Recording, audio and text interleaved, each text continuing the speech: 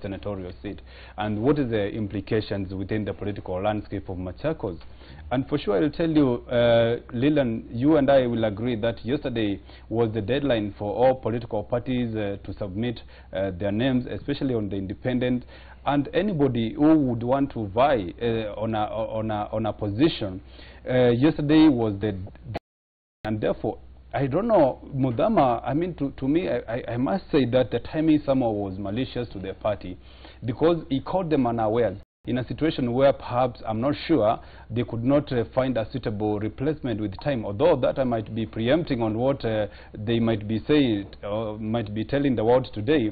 But again, you would want to ask yourself, now that Wiper does not have a candidate, senatorial candidate in Machakos, what next? But when you say it was malicious, it was informed, and he did say that it was informed by the just concluded primaries for the Machakos gubernatorial race, where Wavinya Ndeti won. Liliana, I think he ought to have said that earlier, without putting the party between hard and rock.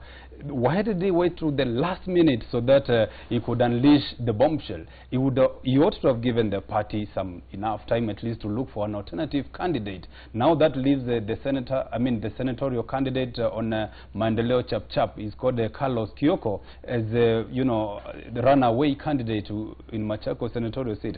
And therefore, how Wiper is going to work on that space, I think it's something that we are still yearning to know, because by close of yesterday, I think they ought now to have found a replacement so that they could beat the 8th deadline, which was yesterday, so that a member of a political party is supposed to be active within that party for the within 90 days, and therefore today marked the first day, and anybody who is actually planted today is not legible actually according to the law, Lilian. We're taking a break now. Very briefly, please. Very briefly, in terms of the Mudhama case, Lilian, a very quick one.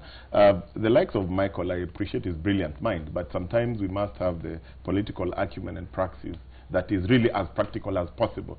You know the draft that Mudhama gave out, and he said these are the issues through which I'm leaving the party. It is dictatorial. So how do you tell me, how can Michael, from where he sits, say that when already the deputy president, the deputy running mate of Raila Odinga, who is Kalonzo Musyoka, is shot in the foot and is glaringly exposed as inefficient, is exposed as a dictator, then you want to tell us that that does not affect anything? It's so creating a big hill out of an anthill. I think it is high time that Mike has to go back and really advises people very well. He's not going to be the president. The presidential aspirant is Raila Odinga. So really, that doesn't matter. It matters, Mike. And Mike, you need to go and advise yourself. And we could go on and on, but gentlemen, thank you for your opinions on this matter. We're taking a very short break on Citizen Extra. We're back with more in this hour. Stay tuned.